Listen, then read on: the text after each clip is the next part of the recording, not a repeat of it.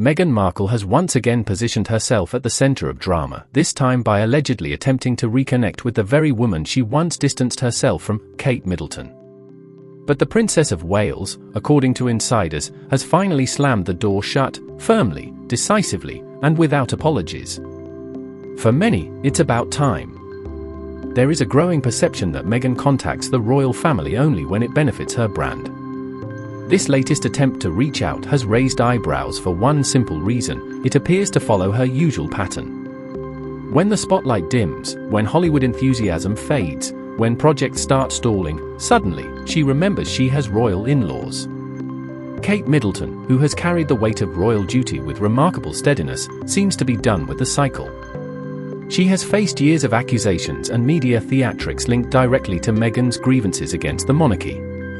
And now, she has reportedly drawn a line: no reconciliation, no return, no more royal goodwill wasted. Is that harsh? Perhaps. But it also feels justified. Meghan had her chance. In fact, she had many.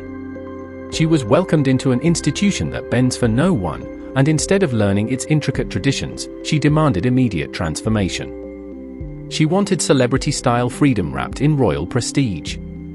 And when that impossible equation inevitably failed, she blamed everyone but herself. It's a pattern of calculated timing. When Oprah needed ratings, Meghan was ready with accusations. When Netflix needed a hit, the Sussexes delivered a documentary promising explosive revelations. When Spotify offered a platform, she spoke of suffering within the palace walls. And now, after burning every bridge she could find, she's suddenly dialing Kensington. How convenient. Kate, meanwhile, has remained dignified. Silent. Steward of an institution she did not choose, but one she respects. Through public pressures and private struggle, she has stayed committed to the monarchy's long-term stability. Meghan's dramatic exits and emotional exposés have chipped away at that stability. And Kate knows it. This isn't about personal dislike, it's about trust. And Kate simply does not trust Meghan anymore. For Meghan, public sympathy has become a strategy, a currency to spend when headlines quiet down. Ever the self-styled advocate for compassion, she seems entirely unaware that compassion without consistency rings hollow. The world has watched as she painted herself as the lone truth-teller against a cold, unfeeling crown.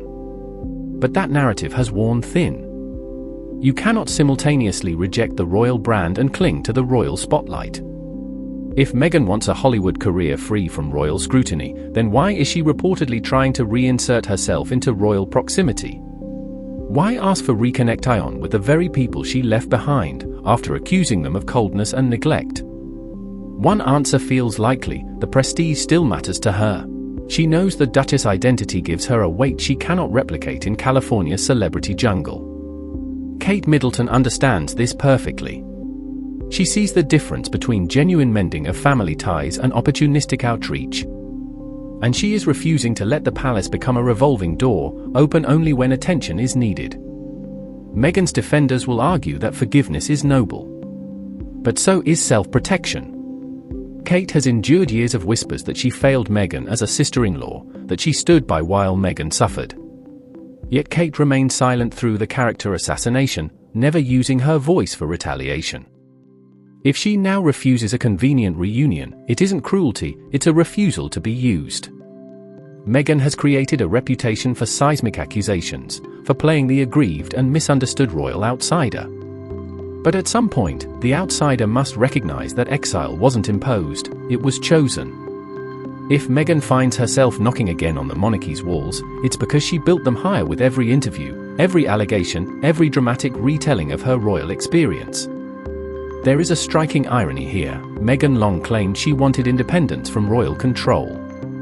Yet her attempts to reconnect seem driven by the fading influence of that very royal connection. The Californian fairytale of freedom, fame, and philanthropy has not delivered the unstoppable stardom she envisioned. The world has seen countless Hollywood hopefuls, but there is only one Princess of Wales. Kate embodies stability, continuity, and a future Meghan could have been part of, if she hadn't tried to rewrite it to suit her own ambitions. Now, the palace is moving forward without her.